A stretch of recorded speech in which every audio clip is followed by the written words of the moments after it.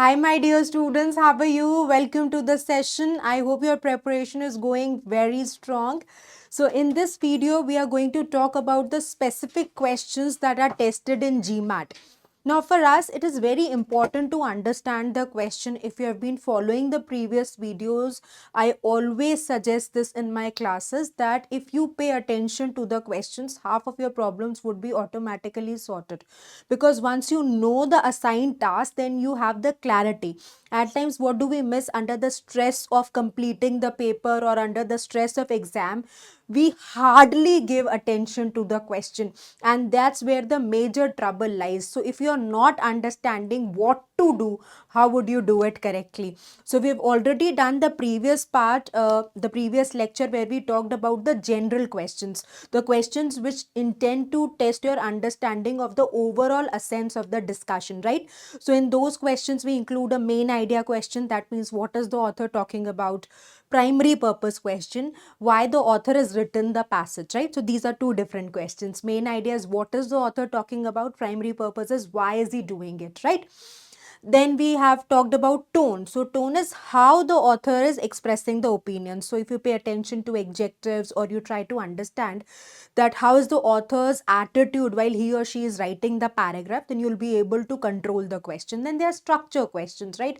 How the ideas are flowing in totality in the overall discussion or the argument created by the author, और it's given in the passage. Argument is nothing but the entire passage. Argument क्या है? Author एक conclusion या claim establish करना चाहता है, इसी के लिए तो कोई भी पैसेज लिखा जा रहा है. अब उस कंक्लूजन को वैलिडेट करने के लिए, जस्टिफाई करने के लिए, अपनी रीजनिंग, अपने रैशनल को सब्सटैंशिएट करने के लिए, सपोर्ट करने के लिए जो भी पॉइंटर्स दे रहा है वो एविडेंस की तरह काम कर रहे हैं. क्लेम और एविडेंस कंबाइन कर गया तो वो आर्ग्यूमेंट बन गया, राइट? अब आर्ग्यूमेंट छोटी हो बड़ी हो, if there is reasonably a small argument, then it is usually tested in critical reasoning. और बड़ी argument दे दी, author ने कुछ background information भी include कर ली to start the discussion, फिर claim दिया और फिर reasoning दी support करने के लिए, या whatever perspective he or she is trying to explain, तो एक बड़ा आरसी का passage बन गया, isn't it? So आज हम क्या करेंगे? We'll talk about that what are the specific questions, right? And then of course we'll have more sessions. तो अभी begin करते हैं with the specific questions. My name is Juhi Narula. So we'll of course do a passage to follow this as well. So the first question is inference question. अब inference का मतलब क्या है? Inference means a logical conclusion that is drawn on the basis of the information provided. तो information directly stated नहीं है, information in terms of facts provided है. आप उन फैक्ट्स के बेसिस पे क्या वैलिडेट कर सकते हो, क्या जस्टिफाई कर सकते हो, उसको हम इन्फ्रेंस कहते हैं, राइट? आप किसी भी क्वेश्चन में बेसिकली आप कोई भी क्वेश्चन स्टेम देखिए, उसमें तीन इंफॉर्मेशन आपको कन्वे हो रहे हैं, right? There are three important elements to decoding any question. Interesting, no? So what are those three elements? First is basically the task word or the action words, right? तो आपको कौन से question को देख के पता चला कि क्वेश्चन में करना क्या है, राइट? आपको कैसे पता चल रहा है कि इन्फ्रेंस का क्वेश्चन है, रिट्रीवल का है, प्राइमरी पर्पस का है, वीकनिंग स्ट्रेंथनिंग का है? तो जिन वर्ड से आपको पता चल रहा है वो तो हो गए टास्क वर्ड या एक्शन वर्ड्स, राइट? एक तो ये इंफॉर्मेशन. दूसरी द सब्जेक्ट, राइट? क्वेश्चन किस पे बेस्ड है? तो ये जैसे मैंने आपको प्राइमरी पर्पस की क्लास में बताया था कि प्राइमरी पर्पस क्या है. Primary purpose is why the author is writing the paragraph. So let's take this example. The primary purpose of the passage is. तो जब आप इस क्वेश्चन को देखते हो तो आपको पता चल गया प्राइमरी पर्पस को देख के कि भाई ये मेरा टास्क वर्ड है, मुझे प्राइमरी पर्पस निकालना है. और सब्जेक्ट क्या है? Topic on which the question is based. तो जब हम जनरल क्वेश्चंस की बात करते हैं, usually topic is the entire paragraph, the entire passage. तो टॉपिक और subject of the question, right? तो जैसे अगर तुम इस वाले क्वेश्चन स्टेम को पढ़ो, what can be implied from the second paragraph of the passage, तो इसमें सब्जेक्ट क्या है? Second paragraph, right? सो इस पर क्वेश्चन बेस्ड है, the topic on which the question is based. तो ये इंफॉर्मेशन आपको क्वेश्चन से मिल रही है.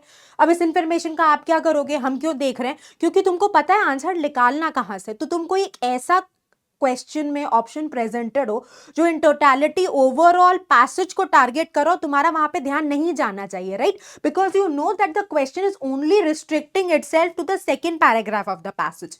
वाइल अगर आपको primary purpose of the passage इस तरह का कोई क्वेश्चन स्टेम मिलता है जहां पे टॉपिक और subject is the entire passage, then I know कि भाई कोई भी एक आंसर जो लिमिटेड है या रिस्ट्रिक्टेड है या नैरो है और पूरे पैसेज को ना डील करके पैसेज की कुछ स्पेसिफिक इंफॉर्मेशन से ही ड्रिवन हो रहा है, तो मेरा करेक्ट आंसर नहीं हो सकता, क्योंकि सब्जेक्ट तो क्वेश्चन का पूरा पैसेज है ना। तो इस तरीके से, and this doesn't take time. तो आपको लगे कि ये मैम ने क्या एक्स्ट्रा स्टेप्स बता दिए, फैंसी से वर्ड्स बता दिए, this is going to consume a lot of time. No, it is not going to consume any additional time. What it is going to do is it is going to help you deconstruct the question effectively, and once the deconstruction is done, once you understand the expectation of the question, your life will be really sorted. मतलब हम को लगता है कि question पढ़ने से क्या ही हो जाएगा, या एक बहुत बड़ी प्रॉब्लम है, don't take it personally, but usually most of the students को होती है कि impatience to rush to the options, right? वो आपको कहीं ना कहीं थोड़ा सा कंट्रोल करना पड़ेगा, and the result will be in your benefit, right? तो दूसरा सब्जेक्ट हो गया, एंड ऑफ कोर्स तीसरा टाइप ऑफ क्वेश्चन, कि what is the type, what is the nature of the question, right? So अगर आप ये डिकोड कर जाते हो किसी क्वेश्चन स्टेम से, तो आपको पूरी कहानी समझ में आ जाती है, ये क्वेश्चन क्या पूछना चाहता है। फिर वो दो चॉइसेस में कंफ्यूजन नहीं होता। दो चॉइसेस में कंफ्यूजन क्यों होता है? क्वेश्चन पूछ रहा है इन्फ्रेंस का, आप रिट्रीवल का आंसर भी क्लोज कंसिडर कर बैठे। क्वेश्चन पूछ रहा है प्राइमरी पर्पस का, एक आंसर चॉइस ने सेकंड पैराग्राफ का पर्पस दिया, आप कह रहे हो सही तो है पैसेज के बेसिस पे। अरे पैसेज के बेसिस पे तो जस्टिफाई हो रहा है, बट क्या क्वेश्चन को आंसर कर रहा है, वो भी तो इंपॉर्टेंट है, isn't it? Am I making sense, right? So how do inference questions look like? You get such task words, right? So what are the task words? The task words include logically deduced, what must be true, should be validated, must be validated. देखिए, it has to be, your correct answer has to be logically substantiated from the text. ठीक है? If it is not happening, then it cannot function as the right answer, right? अब उसके बाद ये देखिए, what can be implied, right? Inferred, implied, suggested, what should be true, what must be true, right? So इस तरह के आपको task words दिखेंगे when it's an inference question. Simple सी बात है, A is greater than B बोला, B is greater than C given है, और आपसे पूछ लिया कि क्या inference है, तो A is greater than C is basically an inference. Information directly true नहीं है, but it is definitely, you know, directly mention नहीं है, but it is definitely true on the basis of the information provided, right? Make sense? So this is the first category. Usually inference के questions पूरे passage पे driven नहीं आते, आ भी सकते, देखिए कोई रूल बुक नहीं है, राइट? कोई रूल बुक नहीं है कि इसी तरीके से क्वेश्चन फ्रेम्ड होगा। इन्फ्रेंस के क्वेश्चंस हमें यूजुअली स्पेसिफिक क्वेश्चंस के सेगमेंट में दिखते हैं, जहाँ पे कुछ पर्टिकुलर इन्फॉर्मेशन से इन्फ्रेंस निकालने को कहता है।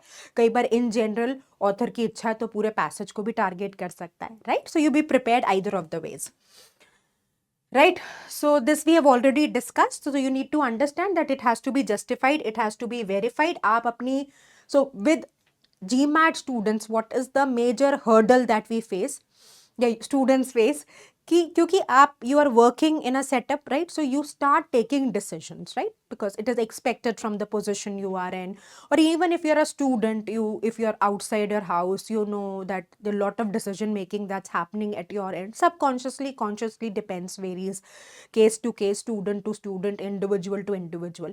But what happens is that you start drawing your rationales, और वही आप यहाँ पे implement करने लग जाते हो।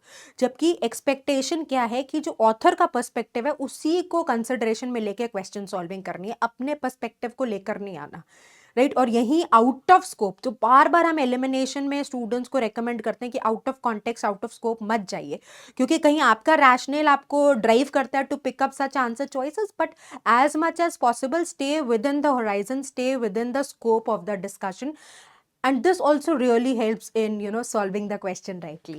Okay, second is specific purpose. तो हम पहले भी प्राइमरी पर्पस कर चुके हैं, मैं दोनों को अलग अलग इसलिए लिया था ताकि कोई खिचड़ी ना बने।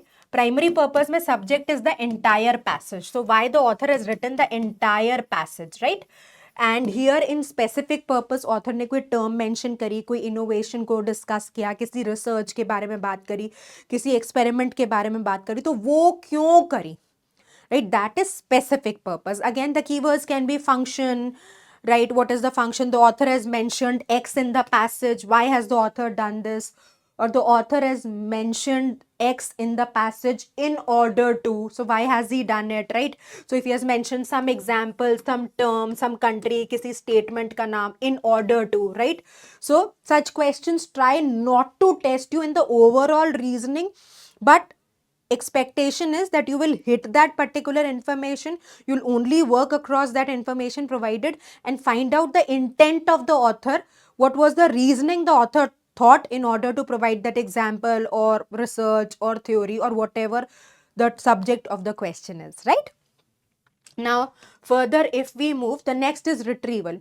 रिट्रीवल इज डायरेक्ट एक्सट्रैक्शन, इसको हम फेच क्वेश्चंस भी कह सकते हैं, right? Information and ideas based questions भी कहीं जगह आपको दिखेगा।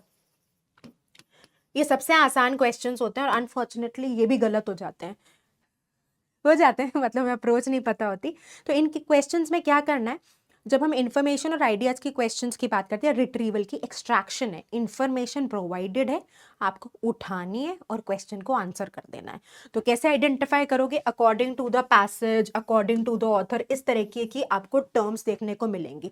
सो according to the author which of the following is true, तो इंफॉर्मेशन प्रोवाइडेड है। अब आप ट्रू तक देख रहे हो क्वेश्चन या एक्सेप्ट पर अपना ध्यान दिया, मिस होता है एक्सेप्ट, राइट? देखिए यूजुअली क्या होता है, फॉन्ट अलग कर देते हैं तो जल्दबाजी में ध्यान नहीं जाता, बहुत बार होता है, right? That's a game played intentionally. तो सबकॉन्शियस क्या करता है, एक्सेप्ट को मिस करता है जल्दबाजी में। ऑफकोर्स ध्यान देंगे तो नहीं करेंगे इस तरह की गड़बड़। अब आप क्या करते हो, यहां तक देखा आपने, कहा पहला आंसर या क्वेश्चन पे लापरवाही कर दी, अरे पहला स्टेटमेंट तो करेक्ट है, मैं तो उसको डेफिनेटली वैलिडेट कर सकती हूँ, मैं पढ़ के आई हूँ, and here you go, mark the answer. फिर हमने विजयी मुस्कान ली, वाह यार मेरे को तो सब आता है। Subconsciously you feel happy about it and you move to the next question. No, that's you are not suppose to do, you are suppose to read the entire question. So information is provided, the only game here is कि जो आपका correct statement होता है, जो answer choice होती है, वो पैराफ्रेज्ड होती है। पैराफ्रेज का मतलब भाषा को परिवर्तित कर दिया जाता है। So the language is change, so the information provided is same but it is different from the words use by the author. और ये आप may be wherever you are making notes, in case you are, please do write this, that most of the times the language of the right answer is not textual or doesn't match the actual words of the text. It is absolutely rewritten or represented, reprocessed or paraphrased, right? So be always careful and attentive, right? So when we say what is the term mentioned by the author to describe social phenomena, term mentioned है, आपको निकालना है, right? So आपको simply जाना है passage पे, please don't be dependent on your memory, क्योंकि recycle language के traps होते हैं जहाँ पे कुछ वर्ड्स को अलग अलग प्लेसेस से, पैसेज में से उठा के एक टर्म, एक सेंटेंस क्रिएट कर देते हैं और आपको ऐसी फीलिंग आती है दैट दिस साउंड्स फ्रेंडली और familiar, but usually that's the trap answer.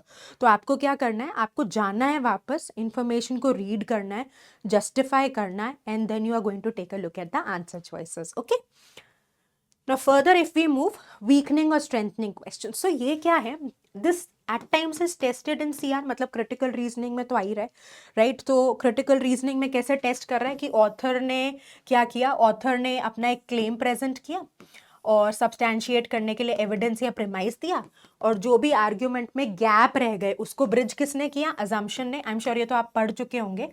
और अगर आपको इस अजम्पशन को वैलिडेट करना है तो आप क्या कर रहे हो, आप स्ट्रेंथनिंग कर रहे हो, और अगर आप अजम्पशन को टारगेट कर देते हो तो आप आर्ग्यूमेंट को वीकन कर देते हो, right? So if I go to my boss and I say, sir, I need a salary increment, this is the claim that I'm making.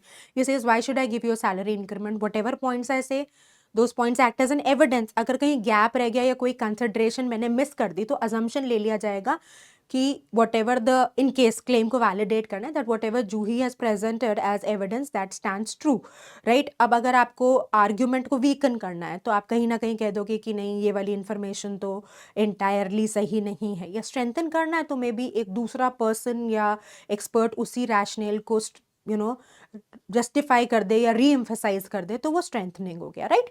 तो आपको एग्जैक्टली यही करना होता है। अब क्या कर रहे हैं, just to raise the difficulty level of reading comprehensions and bring more of reasoning rational in the questions. Strengthening, weakening questions are also seen in reading comprehension, right? तो अब किस एस्पेक्ट को, अब ऑथर खुद तो अपनी आर्ग्यूमेंट को damage कर नहीं रहा ना, वीकन तो कर ही नहीं सकता, तो that is the reason if true की कंडीशन आपको हमेशा ध्यान रखनी है। होता क्या है कि हम कहते हैं ये वाला आंसर तो हो ही नहीं सकता है, तो वैलिडेट ही नहीं होता टेक्स्ट से, how can this be true? So that is the reason the question has mentioned if true. So objectively this has been presented, which of the following if true will weaken the argument, which of the following if true will be strengthening the argument. दोनों cases में एक outside point आएगा। Weakening में भी author खुद अपनी argument में last में एक ऐसा स्टेटमेंट दे दे जो उसके सारे रैशनल को कमजोर करता हो, ऐसा तो करेगा नहीं। So that is the reason even if it's a weakening question there will be an outside point that's targeting the claim made by the author. Evidence नहीं है, प्रीमाइस टारगेट नहीं होता, प्रीमाइस तो फैक्ट है। The colour of leaf is green, always green, आप इसको damage नहीं कर सकते। एविडेंस प्रीमाइस को आप डैमेज नहीं करते हो, हर बार अटैक कंक्लूजन ही होता है, राइट। रीजनिंग को इफेक्ट करना है आपको इन केस इट्स स्ट्रेंथनिंग और it is weakening, right? So you get the questions like what will strengthen the argument, support, bolster. In case it's a weakening one, which will weaken the argument, cast a doubt, undermine author's perspective, right? So बस ध्यान रखिएगा if true का, very important, इसको bypass मत करिएगा। if true का मतलब एक outside point है, क्योंकि हम usually कहते हैं कि reading comprehension evidence based reasoning है। So what do students tend to do? They try to justify the answer from the passage. In this case, there's an outside point which is doing the job. Okay. Then at times, if you get lucky, you might also get a vocabulary in context question where you are asked the meaning of the word in the given context. It's not a vocabulary question, right? It is always vocabulary in context. कहीं आप उसको सिर्फ vocab का question करके आ गए, फंस जाओगे। What does the word rest means in line 62? You see the word rest and you say, oh, rest. तो मुझे पता है why is the need to go to line 62, right? So you see, oh, rest is relaxing, you might just pick it, right? Somebody says, oh, rest is remaining, he or she might pick B. And one fellow, if he goes back to the text and the statement reads like this, that the author's discovery was resting on the years of research done, so he or she will be able to pick here depending in the contextual usage. So don't get nervous, anxious in case there is a new word coming. If you're able to understand, or if you're able to read one or two lines before and after the word usage, you'll be able to understand that how the word is being used, predict a simple word and choose the answer choice which is matching your predicted word, right? Chaliye. So now we have discussed the specific questions which can be asked. Now we'll do one passage. It's an interesting one followed by some questions. I'll step aside so that you can read the passage. Chaliye. So I'll read it. In case you need more time, you can pause the video, right? Exactly when in the early modern era, Native Americans began exchanging animal firms with Europeans for European-made goods is uncertain. तो they are not able to exactly trace कि कब begin हुआ था animal furs का exchange in exchange for European made goods with Europeans. तो किसके बीच में exchange है? Early modern era में Native Americans started exchanging the animal furs with Europeans, right? So animal फर्स दे रहे थे, बदले में क्या ले रहे थे? बदले में ले रहे थे यूरोपियन मेड गुड्स। और कब से स्टार्ट हुआ? So they are not sure when this trade started, so they are saying that see this is uncertain when this barter system और exchange happened between whom? Between native Americans and Europeans. तो किसके बदले में था? Furs के बदले में European goods. So we are not able to trace when it all began. What is fairly certain, so what is sure is, even though they left no written evidence of doing so, is that first Europeans to conduct such trade during the modern period were fishing crews working the waters around Newfoundland. तो basically जिन्होंने सबसे पहले करा trade करना वो fishing cruise थी, ठीक है। We can read further. Archaeologist had notice, तो आपसे क्वेश्चन आ जाए आर्कियोलॉजिस्ट ने क्या नोटिस किया, so we can come here. Archaeologist had notice that 16th century native American sites were strewn with iron bolts and metal pins. तो that means कहीं ना कहीं हम ये कह सकते हैं कि जो ट्रेडर्स आ रहे थे वो बोट के पीसेस से भी आदान प्रदान कर रहे थे। Only later upon reading Nicholas Denys, तो निकोलस डेनिस का एक रिटन डिस्क्रिप्शन आया 1672 में, अकाउंट था of 17th century European settlements in North America, did archaeologists realize that 16th century European fishing crews had dismantled, तो फिशरमैन थे ना, तो उन्होंने क्या किया था, डिसमेंटल, डिसमेंटल जैसे उन्होंने बोला था ना कि sides were strewn with iron bolts and metal pins, तो यहाँ से if you can not take the hint, keep on reading and you will get this, that European fishing crews had dismantled and exchange part of their ships for fur, तो Europeans आ रहे थे, right, तो trading उस time तो कैसे हो रही थी, of course it was happening by waterways, right, so Europeans ने क्या किया था, फर्स के लिए अपनी शिप के पार्ट्स को डिसमेंटल किया था. By the time Europeans sailing the Atlantic coast of North America first documented the fur trade, it was apparently well underway. So it had started happening by the time the first documentation happened. So we are clear with the flow of ideas. So they are beginning with that when in the modern era the trade started happening, और the exchange started happening between fur and European made goods, और किसके बीच में होता है, native American और Europeans के बीच में, is uncertain. What is certain is that fishermen were the first people doing it, and what archaeologist noticed that at native American sites were strewn with iron bolts and metal pins, तो वही कि boat का ही part को dismantle करके इन exchange of furs आपका process, the trade was happening, right.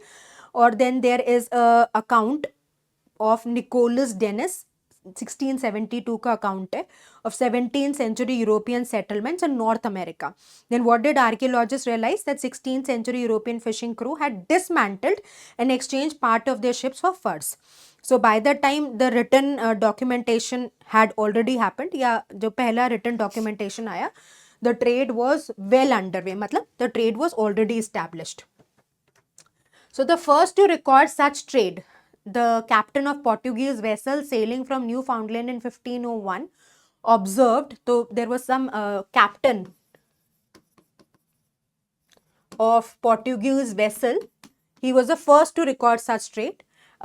This was happening in 1501, observed that Native Americans aboard the ship were Venetian silver earrings. So he could make out that a trade was happening. Another early chronicler noted in 1524, तो 1524 में क्या notice हुआ, that Native Americans living along the coast of what is now England. So pay attention, जो तब कहाँ रहते थे, coast पे रहते थे Native Americans, जो अब now न्यू इंग्लैंड का हिस्सा है, had become selective about European trade goods. तो दे न्यू कि कौन से ही गुड्स के एक्सचेंज पे उनको अपना माल देना है, right. So they accepted only knives, fish hooks and sharp metal. By the time Cartier sailed, so there is Cartier का mention, कहीं भी proper nouns का mention हो तो मैप जरूर करिए, there's a good possibility कि question emerge करके आ जाए. question नहीं emerge करके आएगा तो कोई option create हो जाएगा, but होता है, usually the trend is seen.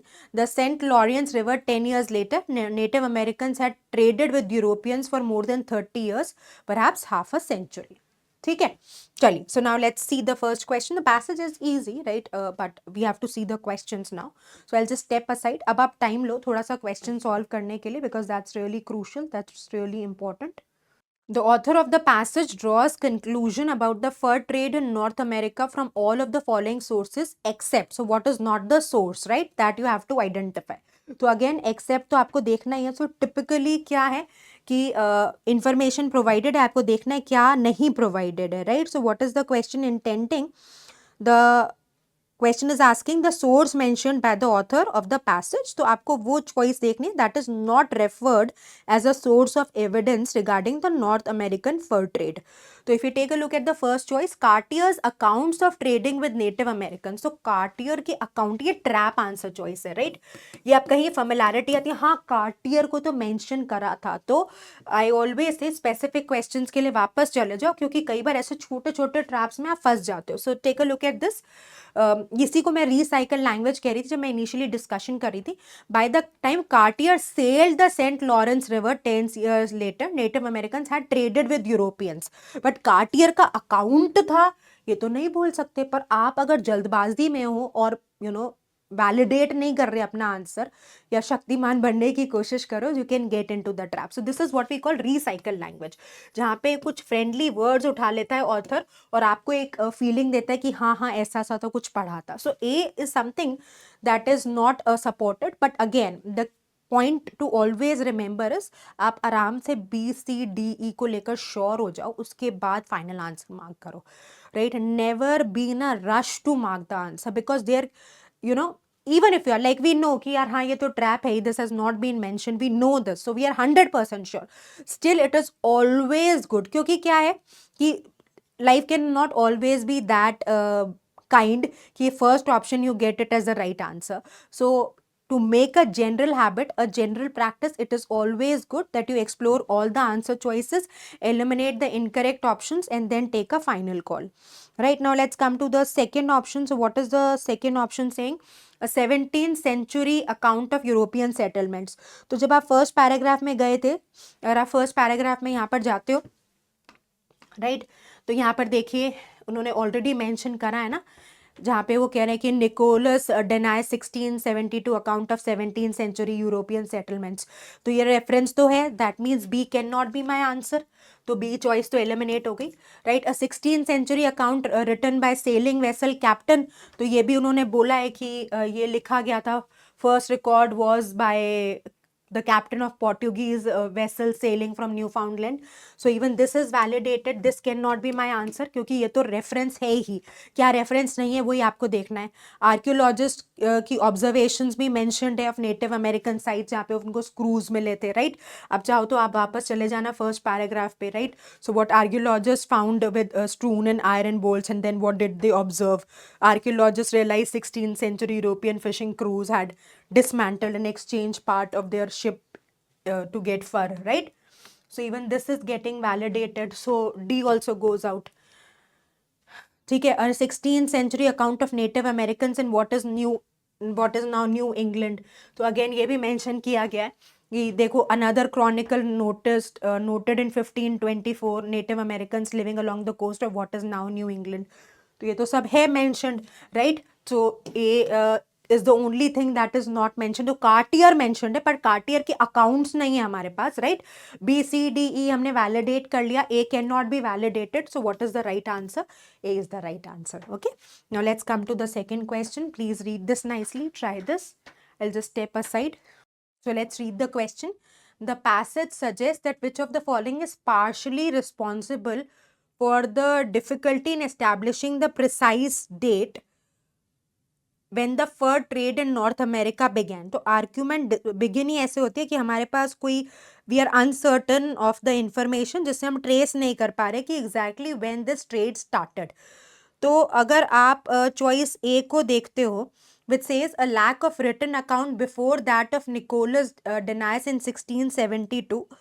तो देखो ये तो mentioned है कि जो written account था, there were written records of the fur trade prior to the account by Nicholas Denys are mentioned in the passage, right? तो then कि 1672 से पहले नहीं था, right? जब आप ये वाली statement देख रहे हो, राइट, जब वो बोल रहा है कि हमें जो पहला रिकॉर्ड मिला था वो 1501 में था, तो यानी कि इस डोमेन से पहले तो हमारे पास रिकॉर्ड था. So this can not be my answer. A lack of written documentation, तो वो क्लियरली बोल रहा है कि ये this is the first record, यानी इससे पहले रिकॉर्ड नहीं था, which is making it difficult. Possibly can be an answer. Ambiguities in the evidence from native American sources, this is out of context, not mentioned, right. तो ये तो हमारा answer नहीं हो सकता. Uncertainty about Native American trade networks, again this is out of scope, so C and D are easy eliminations. Now come to E. Uncertainty about the origin of artifacts supposedly traded by European fishing crew for furs. उसकी information तो clearly mentioned है ना text पे. तो अगर आप E statement देखते हो तो ये ambiguous नहीं है. This was not making the things difficult, right? तो क्लियरली मेंशन्ड है कि fishing cruise exchange part of their ships. तो जब वो बोल रहा है ना कि डिसमेंटल्ड थी, तो शिप का ही जो आते थे सेलर्स, वो अपनी शिप का ही हिस्सा डिसमेंटल करते थे और in exchange of furs, that's how the trade began. So uncertainty तो नहीं है, वो तो क्लियरली मेंशन्ड है. So there is no uncertainty here because the information is stated. So this also goes out. There is no uncertainty. So the only valid option that works for us is choice B. Okay, let's come to the next question. ये बढ़िया question है, like I was telling you in the beginning कि if true, अब ये देखो ये specific question आ गया ना, कि यहाँ पे बोला कि विच of the following if true strengthens the author's assertion in the first sentence of the second paragraph. तो इसी पर्सपेक्टिव को स्ट्रेंथन करना है, राइट। इन जनरल ऑथर की जो रीजनिंग है उसको नहीं सब्सटैंशिएट करना, just take close to the subject of the question which is author's assertion in the first sentence of the second paragraph. So this is the subject of the question and this only needs to be strengthened, right? So these are the task words and the question is of strengthening, weakening. ठीक है, तो अब सबसे पहले question को अगर solve करना है तो ऑप्शन मत पढ़िए, सबसे पहले first sentence of the second paragraph पढ़िए. So this is the second paragraph. The first to record such trade, the captain of Portuguese vessel sailing from Newfoundland in 1501 observed that a Native American aboard the ship wore Venetian silver earrings, right? तो ये first sentence है. अब now you can take a look at the answer choices. I will just step aside so that you can reason out. तो अगर हम पहली choice को consider करें, हमें क्या करना है, now we know the question, right. तो अगर आप देख रहे हो तो पैसेज के इंडिकेट कर रहा है कि जो फर्स्ट रिटन डॉक्यूमेंटेशन हुआ है वो 1501 के आसपास हुआ है. ठीक है, तो हमें अगर इसी आइडिया को सपोर्ट करना है कि 1501 से पहले भी ट्रेड हो रहा था, बट जो रिटन डॉक्यूमेंटेशन है वो 1501 से ही प्रोवाइड हुआ, यही राइट रेफरेंस निकलेगा, यही इवैल्यूएशन से इंफॉर्मेशन निकल के आती है. So you take a look at the first choice. When European retraced Cartier's voyage in the first year of the 17th century, they frequently traded with Native Americans. तो आपको prior to 1501 अपनी reasoning को build करना है, right. prior to 1501, क्योंकि argument क्या बोल रही है, फर्स्ट लाइन ये कि जो आपके पास पहला रिकॉर्ड है वो 1501 में जो कैप्टन ऑफ पोर्टुगीज वेसल था जो सेल कर रहा था from new फाउंडलैंड, he observed, right. तो अब अगर आप यहां पर बात कर रहे हो तो ये प्रायर टू 1501 तो बात हो नहीं रही है, तो ये क्यों मेरा रैशनल नहीं हो सकता, because we want an answer prior to 1501, right. So I hope this makes sense. Don't get into this trap because ये तो रीजनिंग हो ही नहीं सकती. Now coming to choice B, again if you take a look at choice B is this, again a furs from beavers which were plentiful in North America but nearly extinct in Europe became extremely fashionable.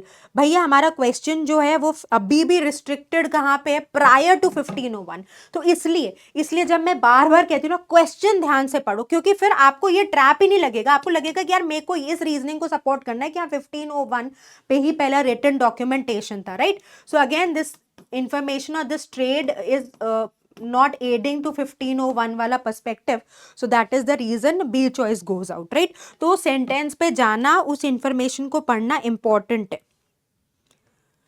Same is the problem with C. यहाँ पे भी 16th century की बात हो रही है, right. So even C choice can be easily eliminated because this evidence is again not indicating the trade took place prior to the first records from 1501, right. अगर आपको फिर भी कहीं कॉन्टेक्चुअली नहीं कहानी समझ में आए तो फॉर रिट्रीवल क्वेश्चंस आप एक विंडो क्रिएट कर सकते हो. You can read a line before and you can read a line after two understand that how is the story building, right. कई बार पैसेजेस लंबे हो सकते हैं या इंटेंसिटी है, प्रेशर है एग्जाम का, तो आप नहीं समझ पा रहे context. So you can see by the time European sailing the Atlantic coast of North America first documented the fur trade, it was apparently under way. और वो कह रहे हैं कि द फर्स्ट रिकॉर्ड तो इस टाइम हुआ पर इससे पहले ट्रेड हो रहा था, right. So now you can very easily eliminate A B and C. बहुत इजी रैशनल है कि 1501 की पहले वाली बात नहीं कर रहा, राइट. तो ये वाली चॉइस अब आपके पास चली गई. अब हमारे पास कौन सा ऑप्शन है, अब हम डी ऑप्शन को एक्सप्लोर करते हैं. तो डी चॉइस बोल रही है कि Europeans and native Americans had established trade protocols such as body language assuring one another of their peaceful intentions that antedate. so ये देखो ये क्लू था. अब क्या होगा, अगर आप पूरा नहीं पढ़ोगे ना फिर फंसोगे. So read everything. antedate records of trade, so that means that come before the record date, so that means trade was happening and they had found a way how to ensure that they are friendly to each other. So yes, this we can keep this. कहाँ clue word था, ante. so this is ante is basically before. ठीक है, आप इसको anti से confuse मत करो. Anti तो अगेंस्ट होता है, anti terrorism, anti corruption. Anti is before. जैसे अगर आप कहीं कोई आर्मी में एसोसिएटेड है तो यूजुअली अगर आप कुछ वहाँ पे कहीं जाते हैं तो वहाँ पर जो फर्स्ट रूम होता है दैट्स एन एंटे रूम, जो हमारा ड्राइंग रूम वाला कॉन्सेप्ट है इंडियंस का कि भाई सबसे पहले वाला कमरा साफ सुथरा, सोफा लगे, वो एंटे रूम है, right. So antebellum, a situation before war, ANTE, bel root stands for war, तो antebellum, a situation before war, right. तो कह रहे हैं कि जिन रिकॉर्ड से पहले हमें ये ऐसा पता चला है कि ट्रेड प्रोटोकॉल्स उन्होंने एस्टैब्लिश कर रखे थे and that is coming before the record date, तो ऑथर की आर्ग्यूमेंट वैलिडेट हो रही है कि हाँ भाई 1501 पे हमारे पास डॉक्यूमेंट आया, पर उससे पहले कहानी ट्रेडिंग की चल रही थी, right. Now let's come to the E answer choice. फिर वही कहानी, during the first quarter of 16th century, तो हम तो 1501 के आगे ही काम करना है, तो ई भी चला गया। अब अगर क्वेश्चन क्लियर है, पकड़ लिया आपने, तो आप फिर कहोगे यार ABCE तो आसान है, और नहीं पकड़ा, 1501 का पॉइंट नहीं पकड़ पाए, तो फिर आपको ट्रिकी लगेगा, right. So that is the reason question understanding crucial है, ठीक है।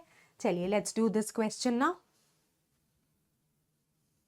It can be inferred from the passage that the author would agree with which of the following statements about the fur trade between native American and Europeans in the early modern era. तो देखो inference हो गया ना, inference मतलब वही जो मैं आपको सिखा रही थी, logical conclusion that can be drawn on the basis of the information provided, right.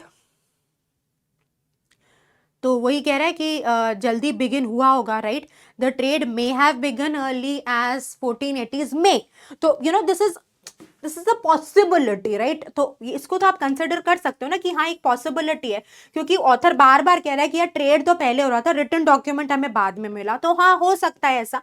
This trade probably did not continue, no 16th century 17th century में राइटअप्स आ रहे हैं, तो it did not continue, we can't say. This trade was most likely at its peak, ये भी आप कहीं से इन्फर नहीं कर सकते कि पीक पे टच करा। The probably did not begin prior to 1500, author तो बार बार ये बोल रहा है कि रिटन एविडेंस से पहले ट्रेड बिगिन हो चुका था, जो डॉक्यूमेंटेड एविडेंस है वो बाद में मिला, तो this is also not an inference. There is no written evidence of this trade prior to 17th century. There is, yes, so this is reversal of the information provided in the text, so which will serve as the right option, choice A. Bas, this brings us to the end of the discussion. I hope you enjoyed this passage from the, this passage was from the official guide, OG of the GMAT. So I hope you really like the flavor of the questions, exact questions लिए थे ताकि आप थोड़ी सी familiarity build कर पाओ with the nature of questions that are seen in GMAT, and you can acquaint your preparation accordingly, right? So I hope you really like the session. Please take good care of yourself, work very, very hard. All the best.